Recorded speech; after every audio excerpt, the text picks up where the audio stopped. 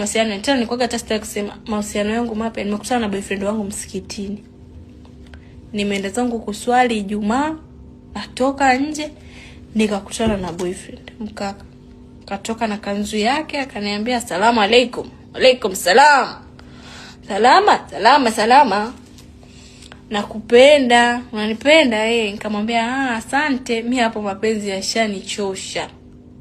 Nimeachwa Instagram ndugu yenu. Sitaki mapenzi kuyaona wala kuyasikia. Mimi nakupenda, mimi siamini kama unanipenda. Sasa mimi nitajuaje unanipenda? Mimi siwezi kwa nakupenda, yani wewe msichana ni sijategemea kwanza kama naweza kukuta sehemu kama hii na mimi nakupenda. Umenipenda? Ndio. Sawa. Haya. Akinipigia simu sipokei. Atumia message. Mambo ya kudanga mimi najiuliza mimi nimedanga wapi na saa ngapi?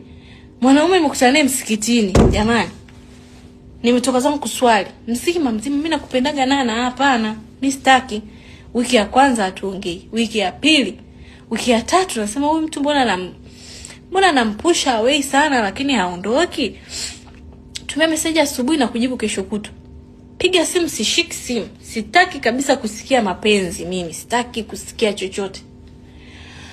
Wiki inayofuata huyu ukute mimi namkataa huyu, kumbe Mungu ndo kamleta huyu. Kute Mungu ndo kaniletea huyu. Hebu acha tuongee. Vipi poa? Mzima. Uko salama? Vipi poa? Unajua mimi nakupenda, niko serious.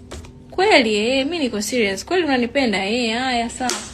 Unajua mimi naye nitakupa zawadi. Utanipa zawadi? Zawadi gani? Wewe unataka zawadi gani? Mimi napenda hela, hata nisiwafiche. Mimi napenda hela. Mimi nitakununulia zawadi. Zawadi gani? Nitakununulia gari. Kweli? Kama masiara.